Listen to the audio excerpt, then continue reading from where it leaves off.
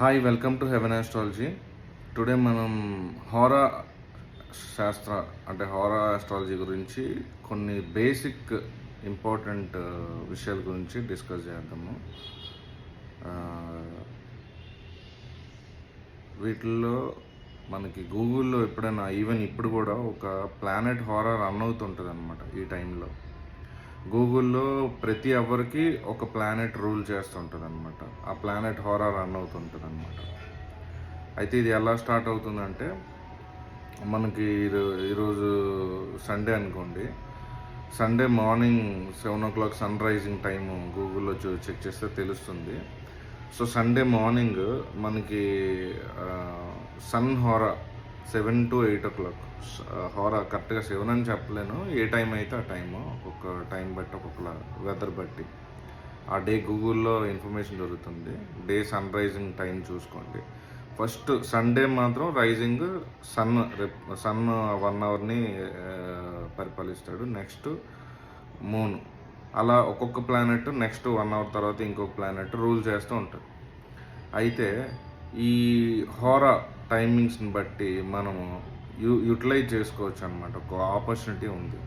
అది ఎలా అంటే, ఆ ప్లానెట్ హారాలో మీరు ఆ ప్లానెట్కి సంబంధించిన ఏదైనా ఒక వర్క్ చేయటం వల్ల, ఏదైనా యాక్టివిటీ చేయటం వల్ల అది మీకు ఆ ప్లానెట్ సపోర్ట్ చేస్తుంది.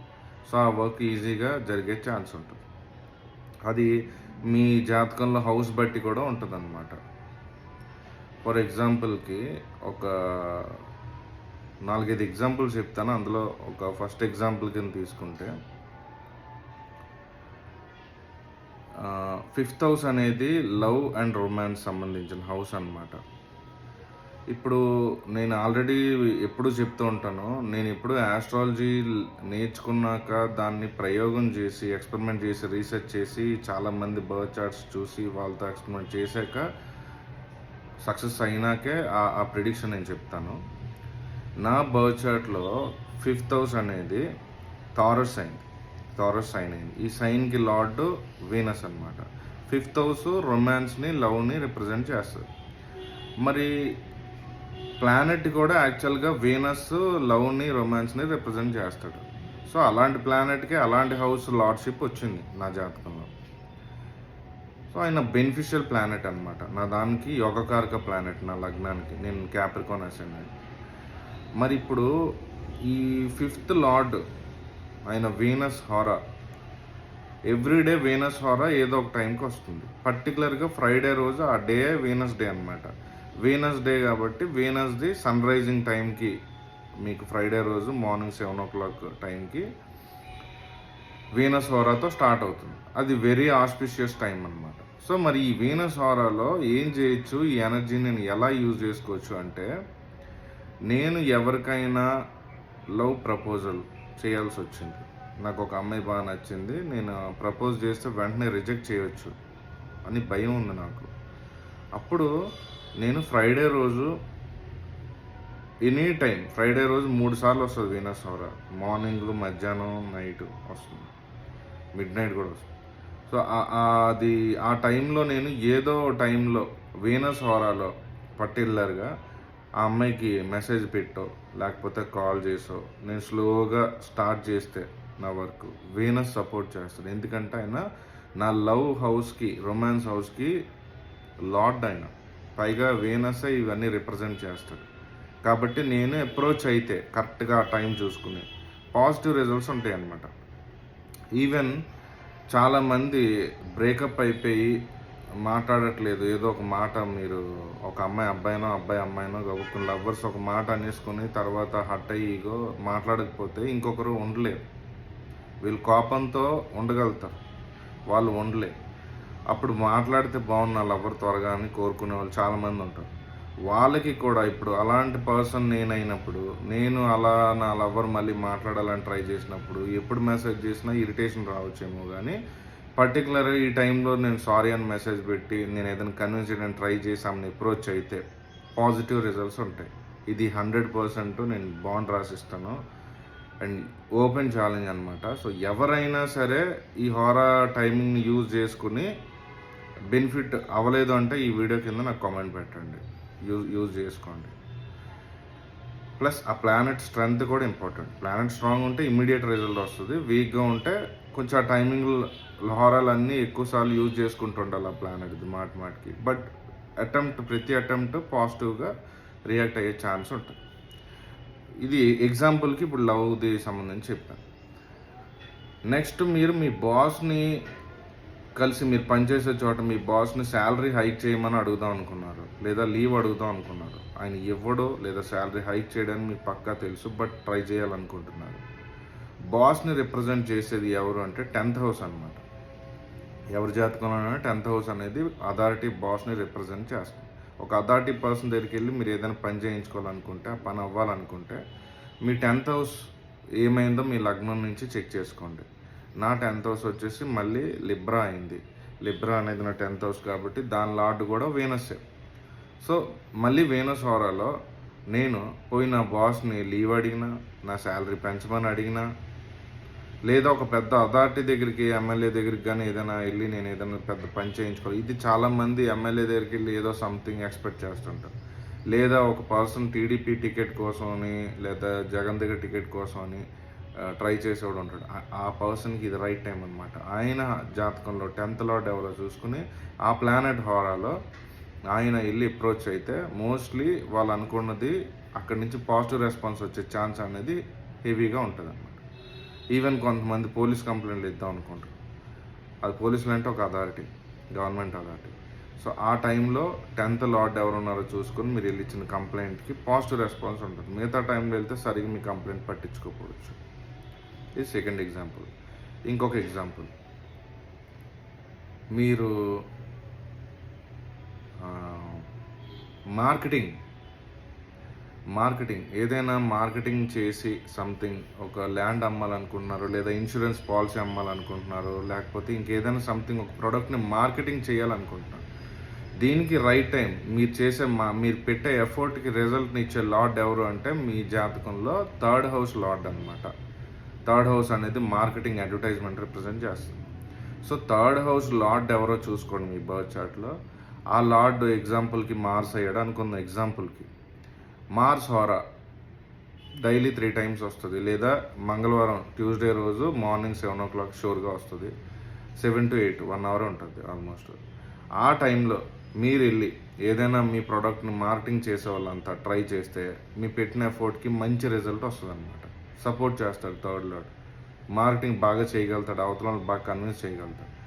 నాట్ ఓన్లీ దట్, మీరు ఏదైనా పాంప్లెట్లు పంచాల్సి వచ్చినా, లేదు అనుకుంటే మీరు ఏమైనా ఆన్లైన్లో డిజిటల్ మార్కెటింగ్ ప్రమోటింగ్ చేయాలంటే గూగుల్ డబ్బులు ఇచ్చి అప్పుడు చేస్తారు కదా, ఇన్స్టాగ్రామ్లో పెట్టి వైరల్ చేద్దామని మీ బిజినెస్ గురించి. అట్లాంటిది ఏదైనా చేసేటప్పుడు ఆ యాక్టివిటీ చేయాలన్నప్పుడు మీ బర్త్ చార్ట్లో 3rd హౌస్ లార్డ్ ఎవరో చూసుకొని ఆ ప్లానెట్ హోరాలో పర్టికులర్గా మీరు ఇలాంటి మార్కెటింగ్ది ఏదైనా ఒక చిన్న ఫేస్బుక్లో, ఇన్స్టాగ్రామ్లో షేర్ చేయాల్సి వచ్చినా, యూట్యూబ్లో షేర్ చేయాల్సి వచ్చినా, ఇప్పుడు ఈ వీడియో ఉంది, నేను ఎగ్జాంపుల్ ఇది మార్కెటింగ్ సంబంధించింది. ఇప్పుడు నేను 3rd లార్డ్ ఎవరో చూసుకుని ఆ 3rd లార్డ్ హారాలో నేను ఇది పెట్టి వైరల్ చేసినప్పుడు ఈజీగా వైరల్ అవుతుంది, ఈజీగా రెస్పాన్స్, ఎక్కువ మంది వ్యూస్ వస్తాయి నాకు. దీనికి కూడా యూజ్ అవుతుంది. ఈ అడ్వర్టైజింగ్, మార్కెటింగ్ 3rd హౌస్ అనమాట. సక్సెస్ రేట్ ఎక్కువ ఉంటుంది. అలానే ఫైటింగ్కి వెళ్ళారు, కాంపిటీషన్తో ఫైటింగ్, కాంపిటేటివ్ ఎగ్జామో, లేకపోతే ఎవరితోనో బాక్సింగో, లేకపోతే క్రికెట్ సంథింగ్ ఏదో టోర్నమెంట్కో, కాంపిటీషన్ ఎగ్జామ్, ఇట్లాంటి వాటికి వెళ్ళారు. సో ఇక్కడ మీరు ఈజీగా ఫైట్ చేయగలగాలి అనుకుంటే ఈ ఫైటింగ్ ఎబిలిటీని ఇచ్చే లార్డ్ 6th లార్డ్ అనమాట. 6th కంటే 10th హౌస్ లార్డ్ సక్సెస్ని ఇస్తాడు డైరెక్ట్ కాంపిటీషన్కి. సో సక్సెస్ అయ్యే ఛాన్స్ ఉంటుంది 10th లార్డ్. అందుకే చూడండి, దశమి తిథిలో ఎక్కువ అందరూ అన్ని బిజినెస్ స్టార్ట్ చేయడం లాంటి మంచి పనులు చేస్తారు. ఎందుకంటే దశమి అంటే సక్సెస్, అలాంటి టైంలో సక్సెస్ అవుతుందని ఛాన్స్.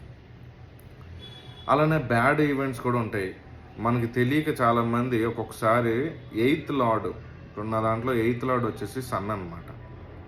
సో సన్ హోరా సండే రోజే కాదు, ఎవ్రీడే 3 hours వస్తుంది, బట్ సండే రోజు ఎర్లీ మార్నింగ్ 7 o'clock ఉంటుంది. సో 7 o'clock టైంలో నాకు తెలియకుండా 7 to 8 బిట్వీన్ సండే రోజు నేను ఏదైనా సంథింగ్ తెలియక మర్చిపోయి ఏదైనా బెనిఫిషియల్ థింగ్ ఏదైనా చేయాలని ట్రై చేసినా అక్కడ ఇబ్బంది వస్తుంది అనమాట. అది చిరిగి చాటంత అయ్యి చాపంత అవుతుంది అనమాట. 8th లార్డ్ అంటేనే 8 నెంబర్ అంటేనే ప్రాబ్లం. కాబట్టి 8th లార్డ్ టైమింగ్లో జాగ్రత్తగా అనవసరంగా ఏ మంచి పనులు ఆ టైంలో పెట్టుకోకూడదు అనమాట. అది కూడా చెక్ చేసుకోవాలి కదా. కాబట్టి ఈ హారాన్ని యూజ్ చేసుకోవాలి కరెక్ట్ వేలో. ఈవెన్ మీరు ఏదైనా సంథింగ్ ఏదైనా మీ మదర్తో మాట్లాడాల్సి వచ్చి మీ మదర్తో ఏదైనా రిలేటెడ్ వర్క్ ఉంది, మీ మదర్ని ఒప్పించాలి. 4th హౌస్ మదర్ని రిప్రజెంట్ చేస్తారు.